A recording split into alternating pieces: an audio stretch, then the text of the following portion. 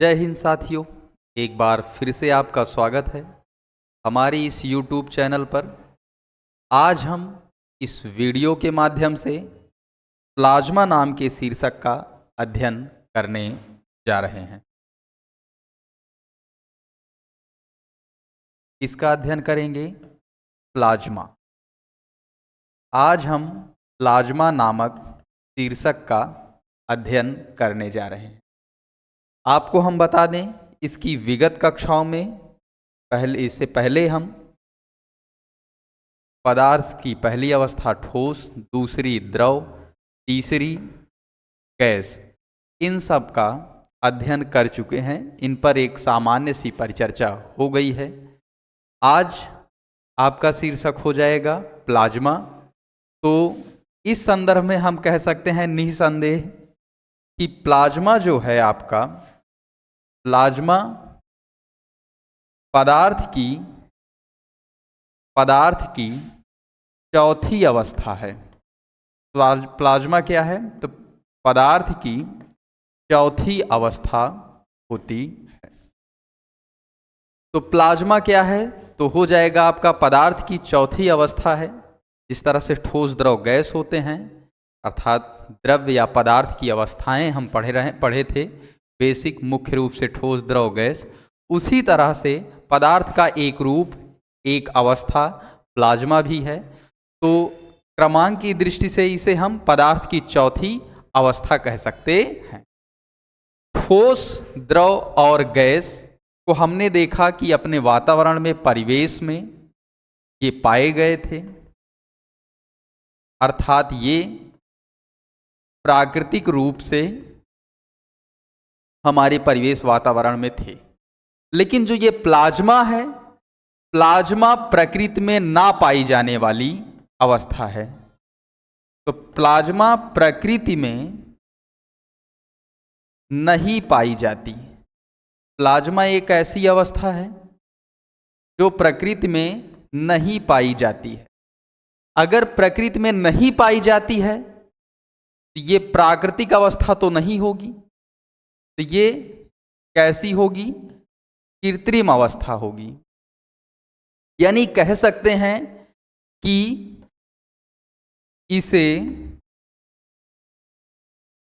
इसे प्रयोगशाला में, कहां पर? प्रयोगशाला में कृत्रिम रूप से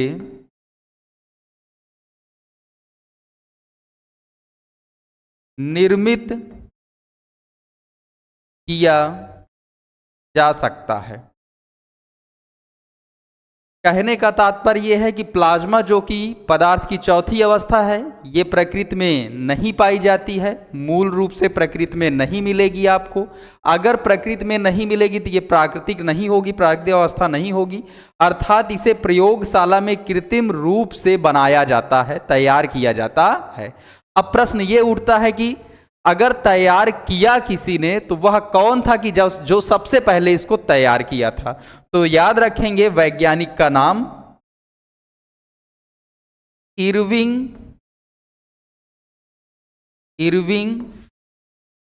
लैंगम्यूर।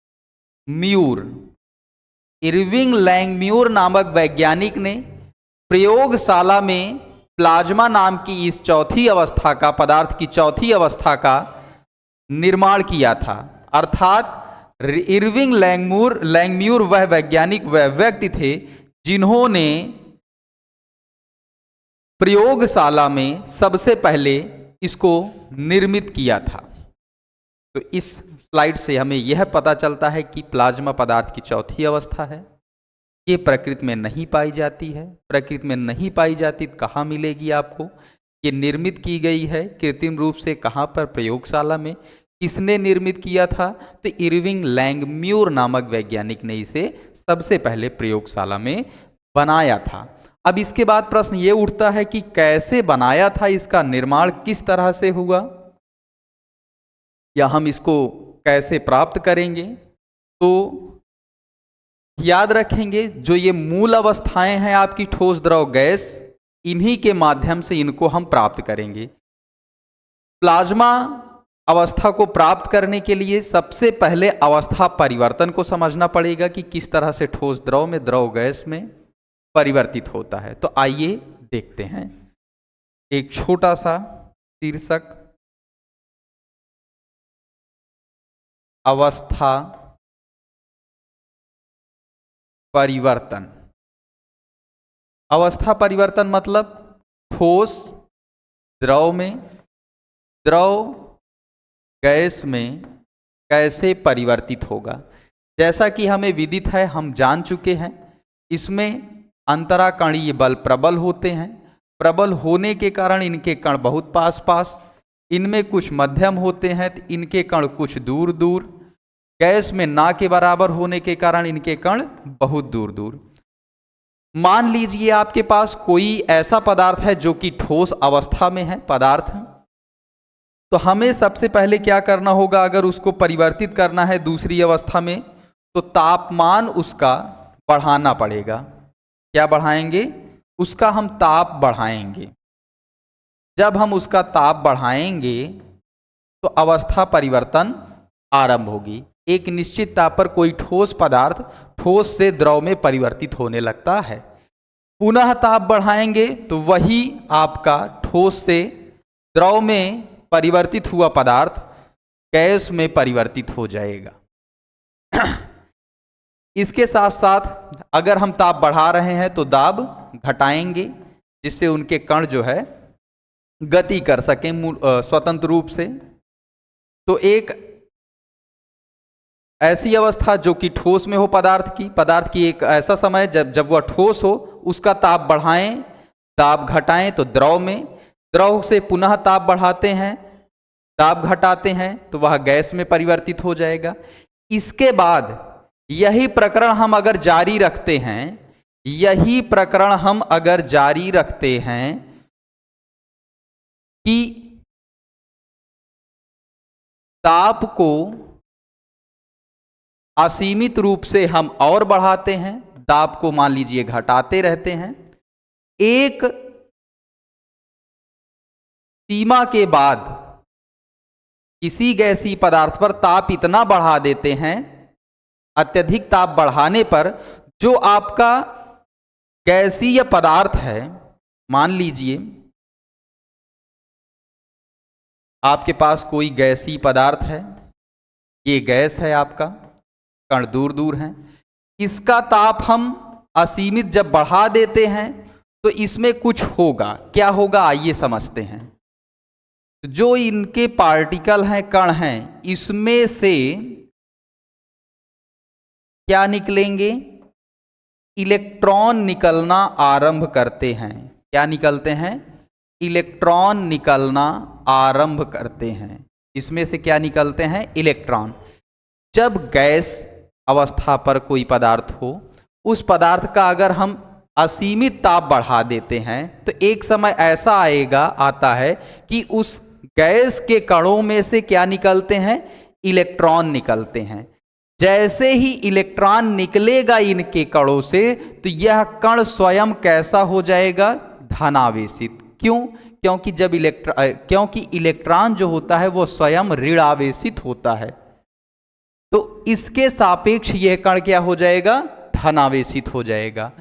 ऐसा ही सभी कणों में, जो पहले से कण विद्यमान थे, सभी कणों के साथ ऐसा होता है।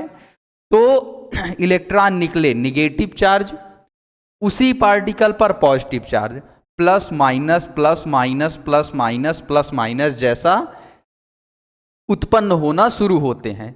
एक ऐसा समय आता है कि यह पूरा, मान लीजिए ये कोई पात्र है जिसमें गैस रखा था, उसी पात्र का हम टेम्परेचर इंक्रीज करते हैं तो यह कांड हो रहा है। तो इसी पात्र में एक ऐसा समय आएगा कि इलेक्ट्रॉन यानी माइनस चार्ज बहुत ज़्यादा संख्या में, और उसी के सापेक्ष जो कण पर धनावेश आया यानी पॉजिटिव चार्ज वाला पार्टिकल बहुत ही अधिक संख्या में जब उत्पन्न हो जाते हैं तो इनमें एक विशेष गति होगी, और इस गति के फलस्वरूप जब गति होगी तो गति के फलस्वरूप इन कणों के मध्य एक टक्कर होगी। क्या होगी? टक्कर होगी। इस टक्कर के फलस्वरूप इनमें एक स्पार्क देखने को मिलेगा। कहाँ? इस पात्र के अंदर एक विशेष तरह का स्पार्क देखने को मिलता है, एक विशेष तरह का स्पार्क देखने को मिलता है, एक विशेष तरह की चमक उत्पन्न होती है। जब यह चमक उत्पन्न हो जाती है तो अब यह आपका जो गैसीय पदार्थ कंप्लीटली चेंज हो गया है, किसमें? प्लाज्मा में। अर्थात इसी चमक को, इसी स्पार्क को हम प्लाज्मा की संज्ञा दे देते। तो इस तरह से उत्पत्ति होती है इसकी, प्लाज्मा की। और यह केवल और केवल प्रयोगशालाओं में करना संभव है। प्रकृति में मूल रूप से यह अवस्था आपको देखने को नहीं मिलती है। इसका उपयोग ट्यूब लाइट वगैरह में किया जाता है। आपने ट्यूब लाइट को देखा होगा कि जब वह जलती है तो सबसे पहले वह थोड़ा सा ब्लिंक करती है, एक हल्की चमक आती है, फिर उसके बाद कंप्लीटली जलती है।